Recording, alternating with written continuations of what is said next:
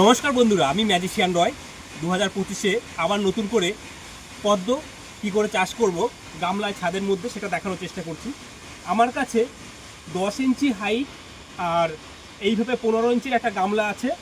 এই দেখুন এখানে স্পষ্ট লেখা আছে 1 থেকে 2 ইঞ্চি পরিমাণ আমরা দেবো গোবর সার। আর তারপরে যে লেয়ারটা দেখুন 3টে ভাগে ভাগ করেছি, একটা দাগ দিয়েছি, 2টো দাগ আর এই একটা, মানে নিচেরটা একদম নিচের দাগটাই হচ্ছে আমরা গোবর সার। টোটালটাকে আমরা গোবর সার দেবো 1 থেকে 2 ইঞ্চি পরিমাণ। 4 থেকে 5 ইঞ্চি পরিমাণ দেবো আমরা মাটি, সেটা হচ্ছে এঁটেল মাটি বা পুকুরের পাক মাটি।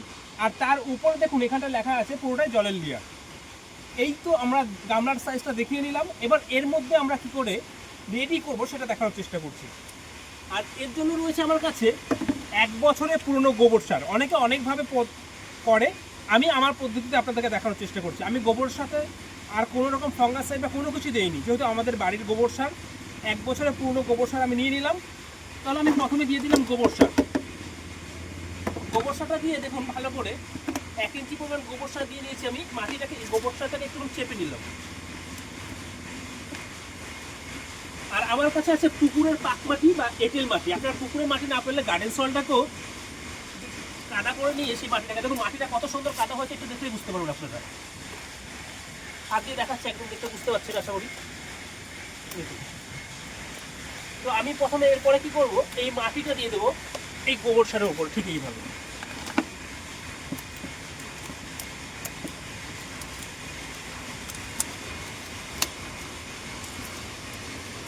মাটিটা দিয়ে নিলাম। আর একটু মাটি দেবো আমি, তার জন্য এই গামলা থেকে ঢেলে দেবো।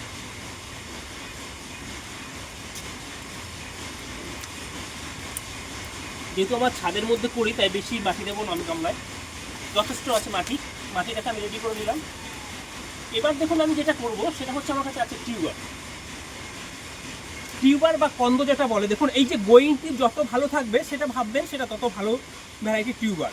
এবার এক একটা ভ্যারাইটির এক এক রকম টিউবার হয় হার্ডলি টপিক্যালের উপরে। তবে মোটামুটি দেখতে পাচ্ছেন যে গোয়িং টিপ এইগুলো দেখে এবার একটু কাছে আপনারা দেখুন কীভাবে এই দিকটা চলে আসুন।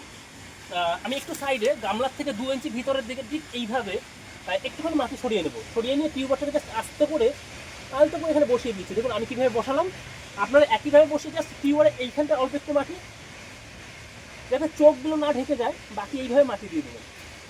আর কোনো কাজ নেই। এরপরে যে কাজটা আছে সেটা হচ্ছে আপনাদেরকে আস্তে করে এইভাবে জল দিয়ে ভরাট করে রাখবেন।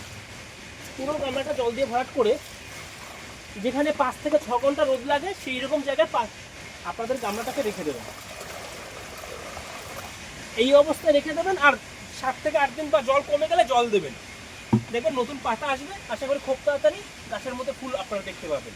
ধন্যবাদ আপনাদের সবাইকে। আর ছোটোখাটো আমরা এই বাগানটা দেখাচ্ছি, এইটা হচ্ছে ছাদের একটা জায়গা, নিচে এরকম প্রচুর গাছ আছে।